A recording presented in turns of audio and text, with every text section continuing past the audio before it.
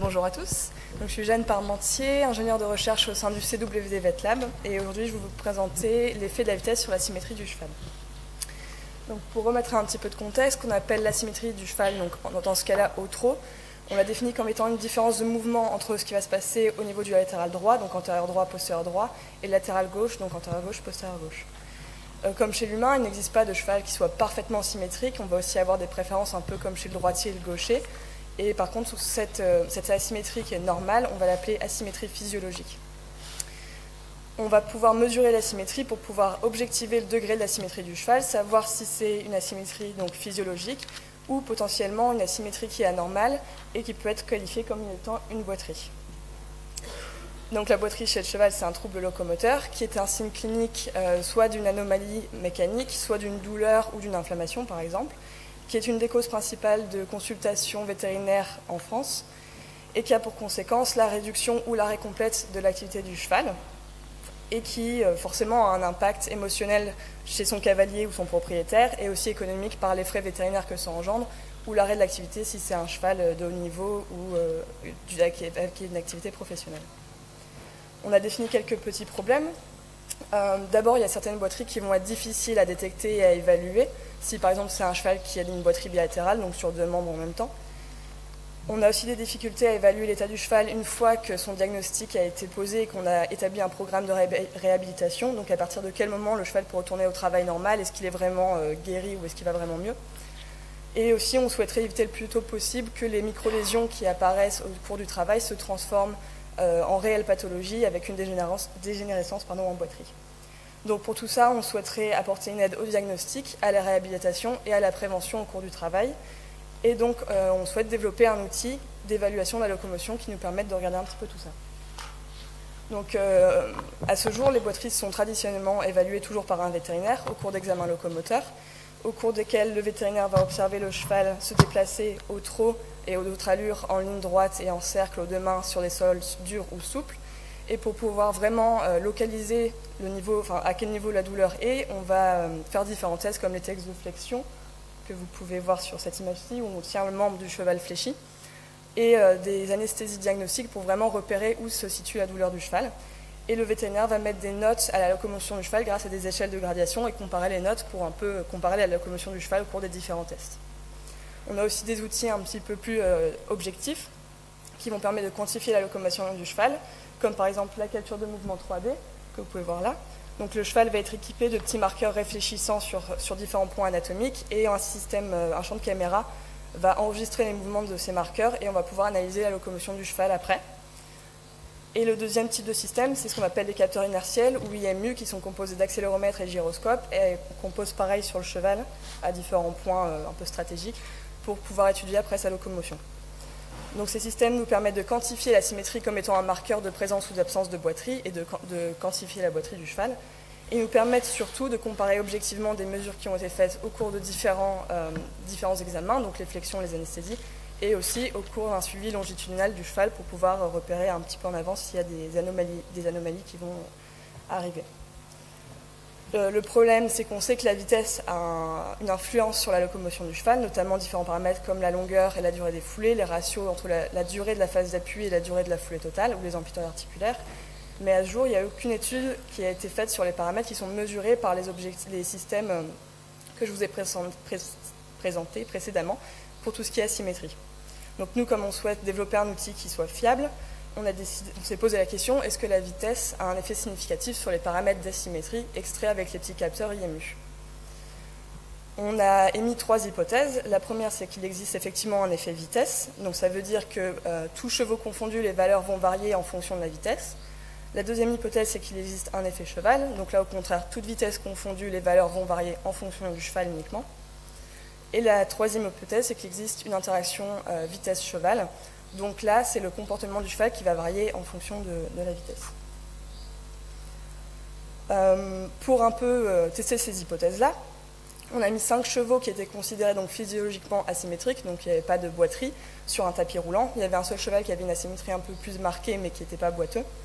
On a utilisé 2 vitesses de trot, donc 14,4 km/h et 21,6 km/h, et on a équipé nos chevaux avec des capteurs inertiels, donc sur la tête, le garrot, la croupe et les 4 membres. Donc chaque capteur avait un accéléromètre duquel on intégrait les déplacements verticaux tête, garrot et croupe et un gyroscope duquel on récupérait les angles des membres. Comment est-ce qu'on va vérifier nos hypothèses? D'abord, on va créer une base de données à partir de nos 5 chevaux de vitesse 14 paramètres. En tout, on a récupéré 824 foulées. On va vérifier la normalité de ces données, de regarder si elles varient de manière homogène ou non. Et on va appliquer ce qu'on appelle des tests statistiques, donc en l'occurrence soit une ANOVA, soit un test de Kruskal-Wallis avec un seuil de significativité à 5%. Donc ça, c'est le type de courbe qu'on obtient. Pour chaque cheval, on va découper en foulées à partir du posé de l'antérieur droit. Là, c'est un exemple de déplacement vertical au niveau de la croupe, donc sur le petit capteur de la croupe. Et on va récupérer à partir de ces courbes-là différents indices liés à la symétrie du cheval. Donc la première chose qu'on va venir chercher, c'est les minimums. Là, c'est le minimum 1 qui arrive au moment de la phase d'appui du diagonal droit, donc antérieur droit, postérieur gauche. Le deuxième minimum qui arrive au moment du posé de la phase d'appui du diagonal gauche, donc antérieur gauche, postérieur droit. Et on va faire la différence entre ces deux-là qui nous donne le ratio entre les minima, donc le ratio min-diff. On va faire pareil pour les maxima, donc le maximum 1 et le maximum 2 qui sont atteints chacun à la fin de la propulsion du diagonal droit et du diagonal gauche. On récupère l'indice max-diff. Et pour ces indices-là, si la valeur est nulle, c'est-à-dire qu'on a une symétrie qui est parfaite, ou en tout cas qui est physiologique. Si la valeur est positive, donc pour le paramètre nul, l'exemple c'est min-diff qui est proche de 0. Pour le paramètre positif, ça va être le cas pour notre max-diff sur cet exemple-là.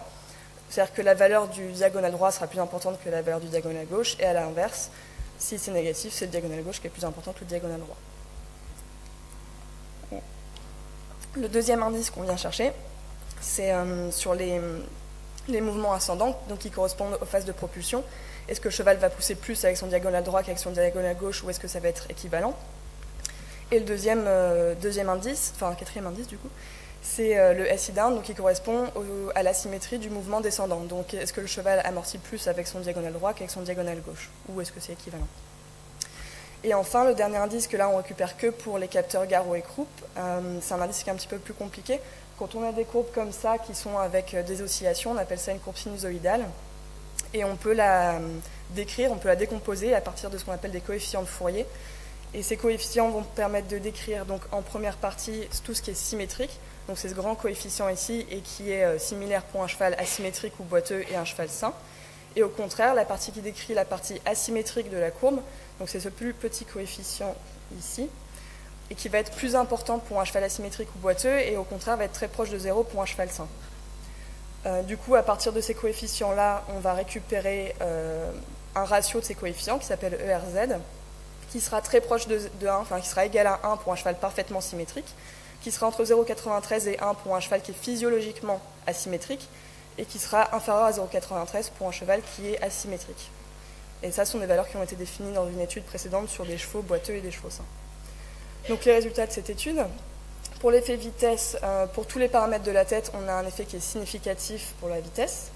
Pour le garrot, on a un effet qui est significatif pour les min-diff, max-diff, SI up, donc les mouvements ascendants, SI down, les mouvements descendants et ERZ.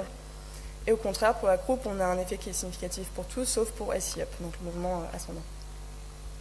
Donc l'hypothèse vitesse est vérifiée pour tous les paramètres, sauf SI down garrot, ERZ garrot et SI up croupe. Pour l'effet cheval et l'interaction vitesse-cheval, on a un effet significatif pour tous les paramètres de la tête, pour tous les paramètres de la croupe, de garrot et tous les paramètres de la croupe. Donc l'hypothèse cheval est vérifiée pour tous les paramètres et l'hypothèse interaction vitesse-cheval est aussi vérifiée pour tous les paramètres. Donc pour que ça vous parle un petit peu plus, je vous montre des graphes d'exemple. Donc là, le premier graphe, c'est max-diff garrot, où on a vu que c'était significatif pour tous les chevaux l'effet de la vitesse. Donc pour rappel, quand il n'y a pas d'asymétrie, c'est quand la valeur est nulle sur ce graphe-ci. Donc chaque couleur représente un cheval. Donc pour les chevaux 1, 2 et 5, donc 1 par exemple, c'est le cheval bleu, on voit que la symétrie du cheval est augmentée, donc on s'éloigne de 0 avec la vitesse. Au contraire, pour les chevaux 3 et 4, ces chevaux-là voient leur asymétrie diminuer, donc on se rapproche de 0 avec la vitesse. Le deuxième exemple, c'est ERZ garrot. Donc on a vu que pour ERZ garrot, il n'y avait pas d'effet significatif de la vitesse pour tous les chevaux. Par contre, pour les chevaux 1, donc en bleu, et pour le cheval 5 en vert, on a un effet significatif de la vitesse. Donc par exemple, le cheval 1, il voit son asymétrie augmenter avec la vitesse. On s'éloigne de 1, parce que pour Z, la symétrie, c'était 1. Et au contraire, pour le cheval 5, il voit son asymétrie qui diminue, parce qu'on se rapproche de 1. Et il n'y a pas de différence significative pour les autres chevaux. Donc il y a quelques limites à cette étude. Tout d'abord, il y a différents facteurs qui vont aussi influencer la locomotion du cheval qui n'ont pas été pris en compte, comme le niveau d'entraînement ou la présence ou non d'une boiterie chez le cheval, si on n'avait que des chevaux qui étaient considérés non boiteux. Le nombre d'individus, puisqu'on n'a que 5 chevaux, on ne peut pas généraliser à toute la population équine. Et le fait qu'on ait une population assez homogène, puisque c'était globalement tous des chevaux type trotteur, et qui n'étaient pas forcément avec un grand niveau d'entraînement. Donc ce n'est pas, encore une fois, représentatif de tous les chevaux, notamment les chevaux de sport. Aussi les conditions, on n'a testé que 2 vitesses et c'était sur tapis roulant, donc c'est évidemment pas représentatif de ce qui se passe lors d'un examen locomoteur. Et pour autant, avec notre étude, on a quand même montré que pour les 5 chevaux, on a un effet de la vitesse qui est d'abord individu dépendant et qui est significatif pour la plupart des paramètres mesurés. Donc les développements futurs après cette étude, idéalement, il faudrait qu'on évalue l'effet de la vitesse sur une population à plus grande échelle, donc plus d'individus et une population plus hétéroclite. Et comme c'est un petit peu compliqué, l'autre solution qu'on a, c'est de mesurer et d'afficher la vitesse pour être sûr de comparer des mesures qui soient équivalentes. Donc pour ça, on a 2 solutions, enfin peut-être plus, mais on en a pensé à 2. D'abord, il y a tout ce qui est capteur GPS. On pourrait intégrer un capteur GPS à notre système, mais le problème, c'est qu'on n'aura pas de vitesse par foulée, on aura une vitesse moyennée. Et ensuite, si le lieu est couvert, c'est un peu compliqué de récupérer la vitesse grâce au GPS. Et la deuxième solution, c'est d'adapter ce qu'on appelle des modèles de prédiction qui sont déjà existants, qui sont déjà utilisés notamment au galop, grâce à un petit capteur placé dans la selle.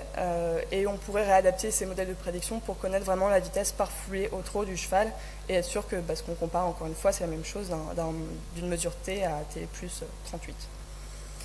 Et un autre développement, c'est de rajouter d'autres paramètres, pour les membres notamment. Et là, encore une fois, il faudra qu'on soit sûr que la vitesse ait un effet significatif ou non sur ce qu'on mesure.